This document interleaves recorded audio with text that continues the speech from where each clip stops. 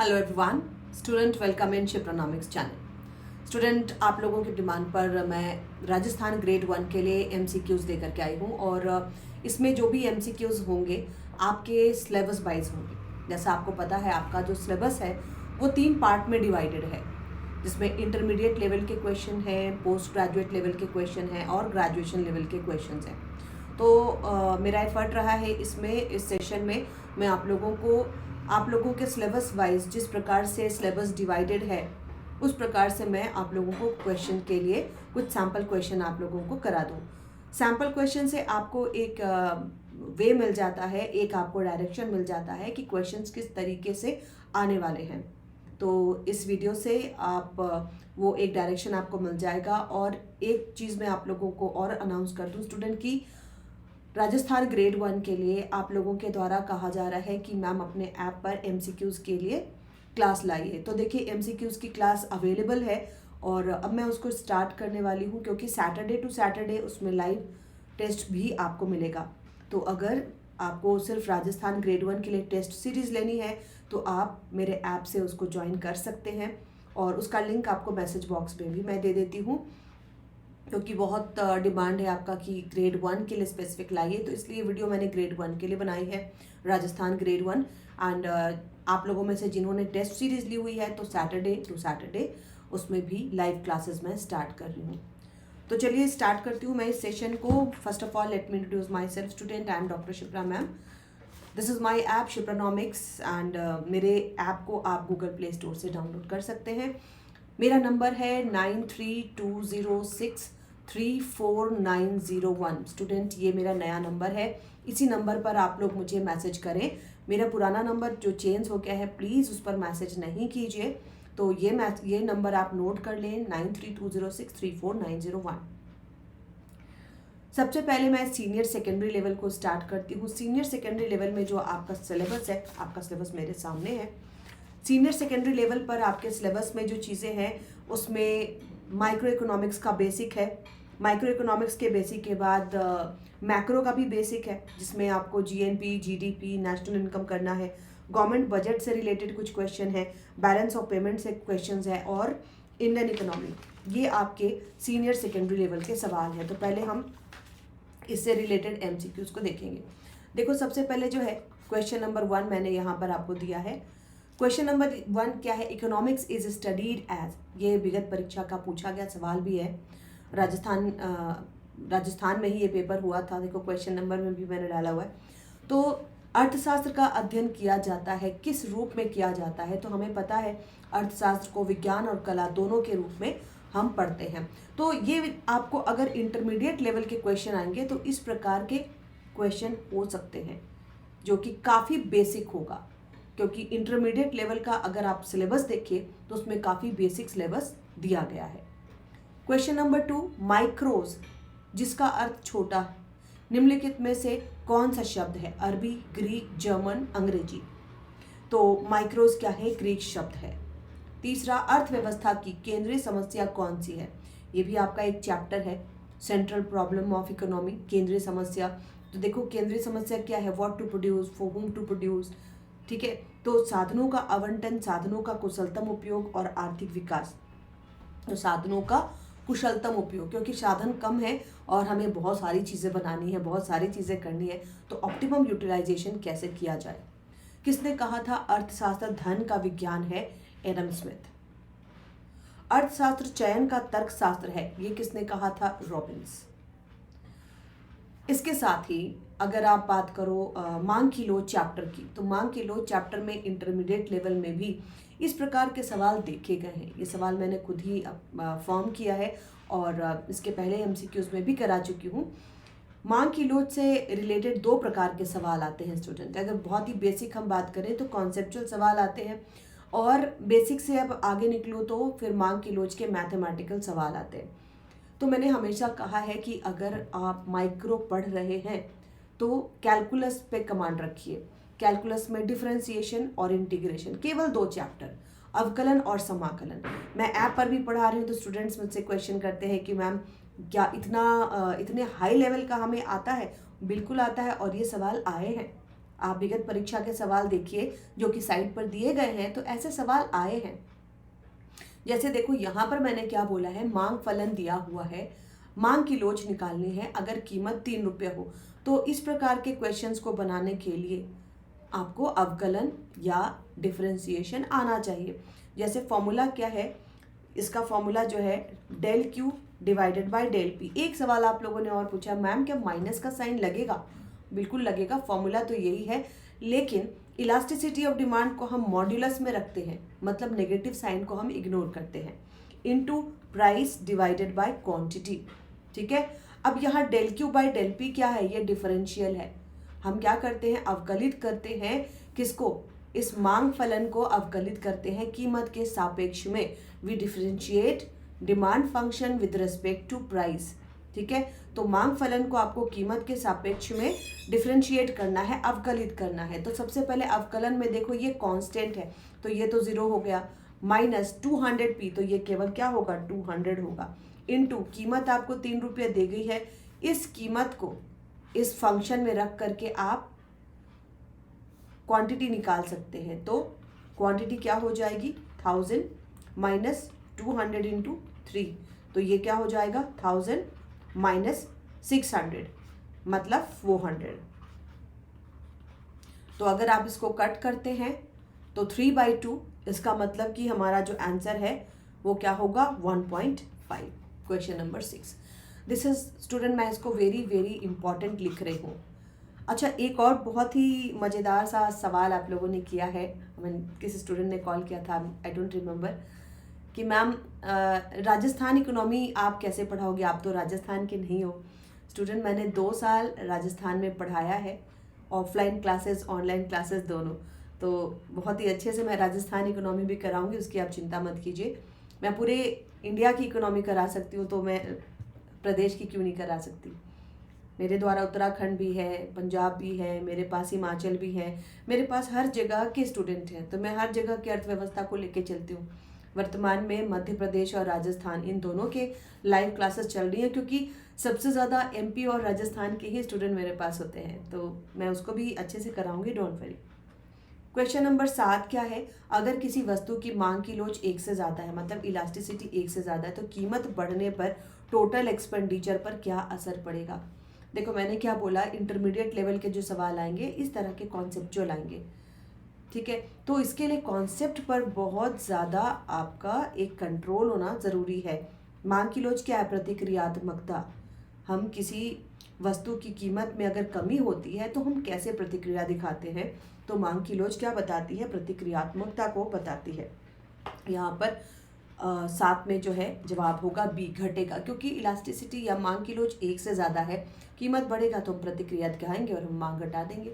Question number 8, अगर उत्पादन फलन दिया है तो श्रम की वो मात्रा निकाले जिस पर उत्पादन अधिकतम हो। तो देखो इंटरमीडिएट लेवल में आपको उत्पादन भी पढ़ना है, माइक्रो में, है ना, सबसे पहले कंज्यूमर, फिर प्रोड्यूसर, फिर कॉस्ट, फिर मार्केट, ऐसे पढ़ना है। तो अगर उत्पादन फलन दिया है, श्रम की मात्रा निकालनी है जिस पर उत्पादन अधिकतम हो, मतलब वो कौन सा, कितना श्रमिक रखा जाए जिसके रखने से जो उत्पादन है वो बढ़ जाए, मैक्सिमम हो जाए। तो ये डिसीजन लेना पड़ता है किसी न किसी फर्म को। इसके लिए क्या करते हैं, इस डिसीजन को लेने के लिए जो सीमांत उत्पादकता होती है, जो सीमांत उत्पादकता होती है श्रमिक की, उसको हम 0 से इक्वेट करते हैं। ठीक है, क्योंकि आप कोई भी फलन जो है ना, मैक्सिमम कब होगा, जब उसका स्लोप क्या हो जाएगा, 0 हो जाएगा, है ना। यहाँ से अगर आप एक रेखा खींचो, स्लोप बढ़ रहा है, यहाँ से एक रेखा खींचो, स्लोप घट रहा है, लेकिन यहाँ पर आप देखो मिडिल में जहाँ पर मैक्सिमम हम कहते हैं, अधिकतम कहते हैं, स्लोप 0 हो जाता है। ठीक है, तो ये सारी चीज़ें क्या है, इकोनोमेट्रिक्स का एप्लीकेशन है माइक्रो इकोनॉमिक्स में। ठीक है, तो सीमांत उत्पादकता जो है 0 हो जाती है। तो 0 होने के लिए हम पहले जो कुल उत्पादकता, ये क्या है, टोटल क्वांटिटी, इसको सबसे पहले हम सीमांत में बदलेंगे। फिर से देखो आपको अवकलन करना होगा, इसका अगर आप अवकलन करते हो तो 12L माइनस 1.2 L², इसको हम 0 से इक्वेट कर देंगे। अब हमें सिर्फ L की वैल्यू निकालनी है, लेबर की वैल्यू निकालनी है, तो 12L बराबर 1.2L²। अगर हम कर दे स्क्वायर और ये कट जाएगा तो 12 इज इक्वल टू 1.12L। ठीक है, तो L की वैल्यू कितनी हो जाएगी? L की वैल्यू हो जाएगी 10। है ना इजी? तो ये इजी कब होता है? जब आप छोटे छोटे से टूल्स जानते हैं। माइक्रो इकोनॉमिक्स पढ़ने के पहले मैथमेटिक्स और डिफरेंशिएशन, इंटीग्रेशन, अवकलन, समाकलन, ये सारी चीज़ें आपने कर लेनी है। क्वेश्चन नंबर 9, निम्नलिखित में से कौन सही है? अब देखो, जो बेसिक्स है, इंटरमीडिएट लेवल का जो आपका मैक्रो इकोनॉमिक्स है, उसके सवाल कैसे आ सकते हैं? बिल्कुल इस तरह के आ सकते हैं। मैंने एक यहाँ एग्जाम्पल दिया है कि निम्नलिखित में से क्या सही है। ये क्या है? राष्ट्रीय आय के समग्र हैं, है ना, नेशनल इनकम एग्रीगेट, राष्ट्रीय आय के समग्र हैं, जिनको आपको निकालना है। यहाँ पर NNP का मतलब क्या है? नेट नेशनल प्रोडक्ट या शुद्ध राष्ट्रीय आय। शुद्ध राष्ट्रीय आय आपको कहाँ पर पहुंचना है? आपको यहाँ पर पूछा जा रहा है। हाँ, GNP का मतलब हो गया सकल राष्ट्रीय आय। पहले मैं हिंदी लिख दूँ इसका। आप सभी का कंप्लेंट होता है मैम आप हिंदी कम लिखते हो, इंग्लिश। ऐसा नहीं है स्टूडेंट, आप मेरे ऐप पर जो पढ़ रहे हैं वो जानते हैं, मैं हिंदी की क्लासेस अलग रखती हूँ और इंग्लिश की क्लासेस अलग रखती हूँ। ठीक है, तो GNP मतलब सकल राष्ट्रीय आय। ये तो हमारी मातृभाषा है और इस पे तो सभी का कमांड होता है, सकल राष्ट्रीय आय। तो हमें देखो कौन सा सही है। अब हमें पता है कि नेट अगर वैल्यू हमें निकालनी है, शुद्ध मूल्य निकालना है, तो हमें जो ग्रॉस मूल्य है उसमें से डेप्रिसिएशन घटा देना है। तो ये अगर आपको याद रहेगा ना, तो किसी भी प्रकार से सवाल घुमाया जाए आप जवाब दे लोगे, है ना। तो देखो यहाँ पर कौन सा सही है? NNP बराबर GNP माइनस मूल्यह्रास, मतलब ऑप्शन नंबर डी जो है वो सही है। ठीक है, क्वेश्चन नंबर 10, ये मॉनेटरी से सवाल मैंने लिया है। मॉनेटरी इकोनॉमिक्स के आपको इंटरमीडिएट लेवल में मॉनेटरी के भी चैप्टर्स हैं। मैं एक मिनट देख करके आपको बताऊं। मॉनेटरी में आपको बहुत सारी चीज़ें इसमें दी हुई हैं। Money, supply of money, function of commercial bank and central bank. तो देखो, सेंट्रल बैंक में मॉनेटरी पॉलिसी आपने पढ़ लेनी है, कमर्शियल बैंक्स भी पढ़ लेना है। यहाँ पर मैंने सवाल क्या किया है कि अगर बाजार में क्रेडिट में कमी देखी जा रही है तो रिजर्व बैंक के द्वारा क्या किया गया है? मतलब मैंने सवाल को घुमा करके पूछा हुआ है। ठीक है, मार्केट में क्रेडिट में कमी देखी जा रही है, मतलब मनी सप्लाई जो है वो कम है मार्केट में। तो रिजर्व बैंक के द्वारा दरों में क्या किया गया है? मनी सप्लाई कम है, मतलब रेट्स को बढ़ा दिया गया है, चाहे वो कोई भी रेट हो, है ना। तो रेपो दर को बढ़ा दिया गया है, बैंक दर को बढ़ा दिया गया है, रिवर्स रेपो दर को घटा दिया गया है। इसमें आपको 10 में क्या होगा? तो देखो, बाजार में साख में कमी देखी जा रही है, तो रिजर्व बैंक के द्वारा रेट्स को बढ़ाया गया है ना। रेपो रेट को बढ़ा दिया गया है, सही है। बैंक रेट को भी बढ़ा दिया गया है, सही है। रिवर्स रेपो रेट को घटा दिया गया है, ये गलत है। ठीक है, तो यहाँ पर A और B दोनों सही है।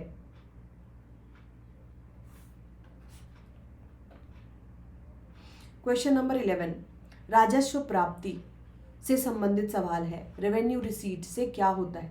राजस्व प्राप्ति स्टूडेंट, ये जो कॉन्सेप्ट है ये आपको पब्लिक फाइनेंस का कॉन्सेप्ट है। मतलब राजस्व प्राप्ति और पूंजीगत प्राप्ति में क्या अंतर होता है? राजस्व प्राप्ति वैसी प्राप्तियां जो सरकार को बार बार होती हैं, पूंजीगत प्राप्ति वैसी प्राप्तियां जो सरकार को एक बार होती हैं। राजस्व प्राप्ति से सरकार का कोई एसेट नहीं बनता, है ना। जैसे सरकार आपसे टैक्स ले रही है, जो टैक्स है सरकार का कोई पूंजी निर्माण तो हो नहीं जाएगा, और सरकार बार बार लेती है और लौटाने की कोई चिंता नहीं होती। अगर सरकार ने आपसे टैक्स लिया है तो आप वापस थोड़े ना मांगोगे कि आपने टैक्स लिया था, मेरा टैक्स वापस कर दीजिए, नहीं ना। तो क्वेश्चन नंबर 11 में जो जवाब होगा वो होगा C, क्योंकि देखो, देयता में वृद्धि नहीं होती है, बिल्कुल सही। पूंजी निर्माण नहीं होता है क्योंकि ये राजस्व प्राप्ति है। उसका उदाहरण मैंने क्या बताया? टैक्सेशन, उससे कोई पूंजी नहीं बनती, पूंजी निर्माण नहीं होता है, सही है। किराया, ब्याज प्राप्ति, ये सब राजस्व प्राप्ति में आते हैं, तो ऑप्शन नंबर C जो है वो सही होगा। अब देखो, इंटरनेशनल ट्रेड के मैंने कुछ सवाल रखे हैं। इंटरनेशनल ट्रेड में जो बेसिक्स हैं उसमें से एक क्वेश्चन है, भुगतान संतुलन में घाटे में सुधार हेतु क्या किया जा सकता है? भुगतान संतुलन, बैलेंस ऑफ पेमेंट में घाटा चल रहा है, मतलब हमारा आयात ज़्यादा है। घाटा मतलब क्या है? यहाँ पर अगर आप डेफिसिट की बात करो, ये बहुत ही ईजी है स्टूडेंट।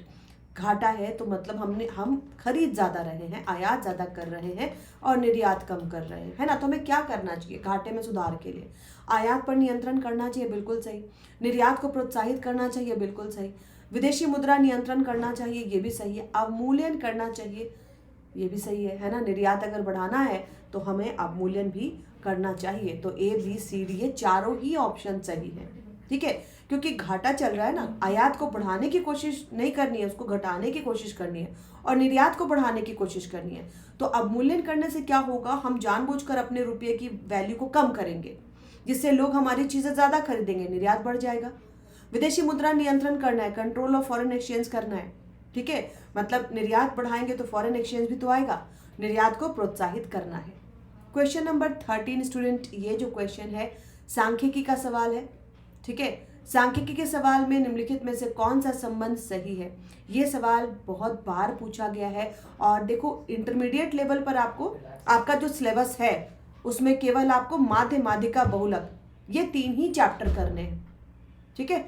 ग्रेजुएशन लेवल पर अगर आप चलेंगे तो वहां पर आपको कोरिलेशन, प्रोबेबिलिटी, ये सारी चीजें, मतलब पढ़ना तो पूरा सांख्यिकी है, लेकिन अगर इंटरमीडिएट लेवल से आपका सवाल आता है तो इंटरमीडिएट लेवल पर मीन, मीडियन, मोड है, तो तीनों के बीच में संबंध पूछा जा सकता है। एक और सवाल मैं इस पर लेके आई हूँ, मैं आपको बताऊंगी। सांख्यिकी में फॉर्मूला बेस्ड सवाल ज़्यादा आते हैं, तो फॉर्मूला को याद करके रखिए, कौन सा संबंध सही है, कौन सा संबंध गलत है। छोटे छोटे मैथ्स से पूछे जा सकते हैं इंटरमीडिएट लेवल से। तो यहाँ पर देखो ज्योमेट्रिक मीन जो होता है, जिसको हम कहते हैं गुणोत्तर माध्य, ये समांतर माध्य और हरात्मक माध्य का वर्गमूल होता है, ठीक है। तो क्वेश्चन नंबर 13 में जवाब होगा C। अब आ जाए ग्रेजुएशन लेवल पर। ये था इंटरमीडिएट लेवल के क्वेश्चन। ग्रेजुएशन लेवल पर जो आपका सिलेबस है थोड़ा सा इसी को बढ़ा दिया गया है। ग्रेजुएशन लेवल पर आपका सिलेबस मेरे पास है। Theory of consumer behaviour, risk, uncertainty, Slutsky, consumer and producer surplus के मैथ्स आते हैं। Consumption hypothesis, multiplier, accelerator, inflation, Phillips curve, terms of trade, ठीक है। इसके बाद आपको कुछ डेवलपमेंट के भी इसमें क्वेश्चंस आएंगे और इंडियन इकोनॉमी के कुछ फीचर्स हैं। तो देखो एक सवाल मैंने यहाँ से रखा, स्टूडेंट बहुत लंबा वीडियो हो जाएगा, मैं इतना लंबा वीडियो नहीं बनाती, मैं मैक्सिमम आपको 15 से 20 मिनट के वीडियोस ही रिकॉर्ड करती हूँ। तो यहाँ पर एक मिनट, तो यहाँ पर जो सवाल मैंने रखा है उपभोक्ता अतिरेक का, ये सबसे डिफिकल्ट वाला सवाल मैंने रख दिया है। इसको बना लो तो जो इजी वाला सवाल है आप आराम से बना लोगे, ठीक है। ये सवाल क्या है, आपको डिमांड और सप्लाई की कीमत दी हुई है, कीमत फलन दिया हुआ है, डिमांड साइड भी सप्लाई साइड भी। तो यहाँ पर सबसे पहले तो आपको कीमत, संतुलन पर कीमत निकाल लेनी है। यहाँ पर आपसे संतुलन पर उपभोक्ता अतिरेक पूछा जा रहा है। आपको क्या करना है, अगर केवल एक कीमत फलन दिया होता तो इजी था। यहाँ पर मांग और पूर्ति दोनों है, तो सबसे पहले तो इक्विलिब्रियम पर प्राइस निकाल लेना है। मतलब PD बराबर PS कर लीजिए। तो 18 minus 2x minus X square is equal to 2x minus 3, ठीक है। अब इसको अगर हम अलग करते हैं तो ये बन जाता है student X square plus 4x minus 21 is equal to 0। अब यहाँ पर देखो इसका गुणनखंड निकालना होता है, बहुत ही इजी होता है। मैं अपने ऐप पर भी स्टूडेंट को ऐसे ही बताती हूँ कि इसको A मान लो, इसको B मान लो, इसको C मान लो। तो A इंटू C बराबर होना चाहिए B के, मतलब A और C को गुना कर लो और बीच वाले के बराबर कर लो। तो आपको गुणनखंड यहाँ पर आएगा x माइनस 3 और x प्लस 7, ठीक है। तो अब ब्रैकेट जब टूटेगा तो x बराबर 3 और x बराबर माइनस 7 हो जाएगा। क्वांटिटी माइनस में नहीं जा सकती, तो हम माइनस 7 की वैल्यू को नहीं लेंगे, और यहाँ पर जो संख्या है हम x की संख्या 3 लेंगे, ठीक है। उत्पादन हम 3 पर रखेंगे। अब क्या करना है, इसमें उपभोक्ता अतिरेक निकालना है। उपभोक्ता अतिरेक निकालने के लिए जो फॉर्मूला होता है 0 से लेकर के x तक, आपको PDX मतलब कि आपने जो भी कीमत फलन है उसको समाकलन करना है, अवकलन नहीं करना है, समाकलन करना है, इंटीग्रेट करना है, ठीक है। माइनस कीमत गुना मात्रा। देखो मैं बहुत बड़ा सा मैथ बना दे रही हूँ, इसको आप सीख लेंगे ना तो आप आराम से आगे भी कर पाएंगे। तो हमारा कीमत फलन क्या था, 18 2x एक्स स्क्वायर। मैं डायरेक्ट कर दे रही हूँ स्टूडेंट, क्योंकि समाकलन का जो फॉर्मूला होता है x n+1 divided by n+1। तो यहाँ पर समाकलन के बाद क्या हो जाएगा, 18x minus 2x² divided by 2 minus x³ divided by 3। कैसे हुआ मैंने बताया, फॉर्मूला यहाँ पर दिया हुआ है, समाकलन का चैप्टर आप पढ़िए तो आप इसको समाकलित कीजिए। उसके बाद जहाँ जहाँ x लिखा हुआ है वहाँ वहाँ हम x की वैल्यू रखेंगे 3। कैसे रखेंगे, क्योंकि यहाँ पर आया है ना x की वैल्यू 3 आई है, तो x की वैल्यू को हम 3 रखेंगे। तो 18 इंटू 3 माइनस 3 3 जा 9 माइनस, अब ये क्या होगा 27/3, तो ये भी कट करके 9 हो जाएगा। मतलब 54 माइनस 9 और 9 18, ठीक है, तो इज इक्वल टू 36। माइनस क्या करना है आपको, कीमत गुना मात्रा, कीमत आपको निकाल लेनी है इस मांग फलन, इस कीमत फलन में रख के 18 2x x²। तो कीमत जो है अगर आप इसमें रखोगे तो कीमत आ जाएगी 2x माइनस 3 में रख दूं मैं, 2x माइनस 3, तो 2 into 3 minus 3 is equal to 3। मतलब यहाँ पर आपको 3 गुना 3, तो 36 में से 9 जाएगा 27। तो हमारा जो जवाब होगा ये होगा C 27। आई होप आपको ये मैथ समझ में आया होगा। ये बहुत ही ईजी मैथ है। ईजी कोई भी चीज़ कब होती है, जब हम उससे रिलेटेड मैथ को समझते हैं, उससे रिलेटेड हम मैथ को बना पाते हैं, जो फॉर्मूला है उसको देख पाते हैं। तो मैंने बहुत ही टाइम से और बहुत ही सिंपल वे में आपको ये समझाया है। आप इस वीडियो को पॉज कर करके 2-3 बार इसको बना के प्रैक्टिस कर लीजिए। क्वेश्चन नंबर 15 है, अच्छा मल्टीप्लायर से रिलेटेड मैंने सवाल दिया है। अगर सीमांत उपभोग की प्रवृत्ति 0.8 है, निवेश में वृद्धि 100 करोड़ है, तो आय में वृद्धि क्या होगी। सबसे पहले देखो मल्टीप्लायर से रिलेटेड जो मैथ ही आते हैं ज़्यादातर। मल्टीप्लायर के सिंपल मैथ भी आते हैं, ये सिंपल मैथ ही है, लेकिन थोड़ा सा मैंने इसको क्या किया है, घुमा दिया है। इसमें क्या करना है आपको, क्वेश्चन नंबर 15 में कि आपसे पूछा गया है निवेश में वृद्धि 100 करोड़, तो आय में वृद्धि क्या होगी। मल्टीप्लायर का फॉर्मूला क्या होता है स्टूडेंट की, delta I divided by delta Y. आय में वृद्धि पर निवेश में वृद्धि क्या होगी, 1/1 माइनस बी, तो 0.8। ठीक है, यहाँ पर निवेश में वृद्धि 100 करोड़ दिया हुआ है, लेकिन आय में वृद्धि नहीं दिया हुआ है। तो आपको क्या करना है, एक यहाँ से जाएगा तो 0.2, पॉइंट हटेगा तो यहाँ पर 10, मतलब यहाँ पर 100/x इज इक्वल टू 5। तो यहाँ पर आपको स्टूडेंट x की वैल्यू निकाल लेनी है। ठीक है, तो देखिए सबसे इम्पॉर्टेंट क्या होता है ना, सबसे इम्पॉर्टेंट होता है कि जो मल्टीप्लायर का फॉर्मूला है वो फॉर्मूला आपको पता होना चाहिए। अगर फॉर्मूला आपको पता है तो आप मैथ को बना सकते हो। 16 में है, सरकार के बजट में प्राथमिक घाटे के बारे में निम्नलिखित में से क्या सत्य है। प्राथमिक घाटा क्या होता है, फिस्कल डेफिसिट, राजकोषीय घाटे में से अगर हम ब्याज अदायगी को घटा लेंगे तो प्राथमिक घाटा आ जाता है ना, प्राइमरी डेफिसिट आ जाता है। देखो तुरंत स्विच ओवर, अभी मैं कहाँ पर थी, मॉनेटरी, अभी पब्लिक फाइनेंस। चलो फिस्कल डेफिसिट में से ब्याज अदायगी को घटा लेंगे, तो यहाँ पर ऑप्शन नंबर डी जो है वो सही है। कैसे, जब देखो पहला क्या है, राजस्व घाटा 0 होने पर प्राथमिक घाटा 0 होगा क्या, राजस्व घाटा को 0 कर दो माइनस ब्याज अदायगी या इंटरेस्ट पेमेंट, तो प्राइमरी डेफिसिट तो भाई जो इसकी वैल्यू होगी वही हो जाएगा। लेकिन डी क्या कह रहा है, जब फिस्कल डेफिसिट और इंटरेस्ट पेमेंट दोनों बराबर हो जाएंगे तो प्राथमिक घाटा 0 हो जाएगा। बिल्कुल सही, जो इसका वैल्यू है वही इसका वैल्यू होगा। मान लो ये 10 है, ये भी 10 है, तो 0 हो जाएगा।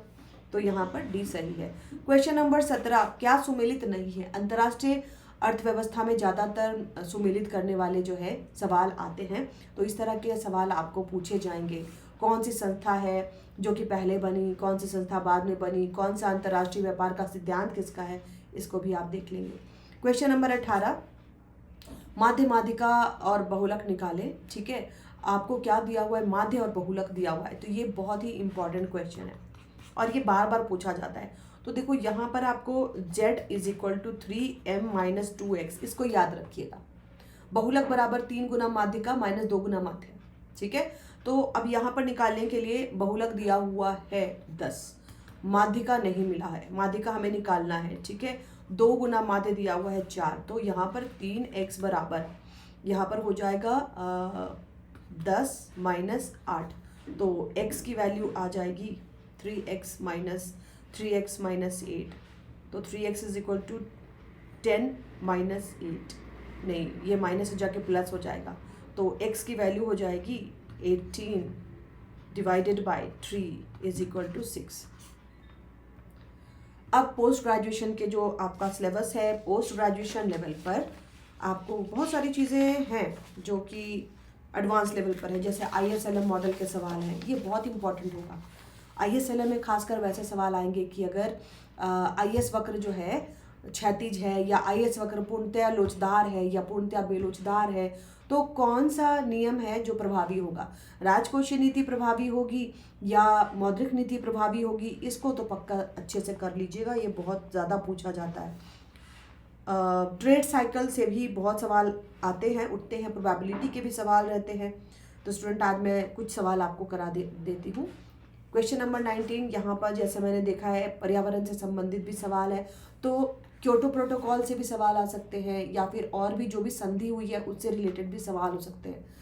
क्वेश्चन नंबर 20 में मुद्रापूर्ति किस तरीके से बढ़ती है। देखो जो आप लोगों का पोस्ट ग्रेजुएशन का सिलेबस है उससे रिलेटेड एक और मैं वीडियो बना दूंगी, क्योंकि वीडियो बहुत ज़्यादा लंबा हो रहा है, ठीक है। तो अभी फ़िलहाल मैं इतना ही आपको बताऊंगी।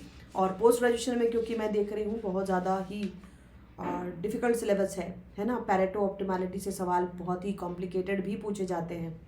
ग्रीन अकाउंटिंग पे सवाल होंगे, ISLM मॉडल इफ़ेक्टिवनेस पूछा गया है, तो कौन प्रभावी होगा, कैसे प्रभावी होगा, ये सवाल आते हैं।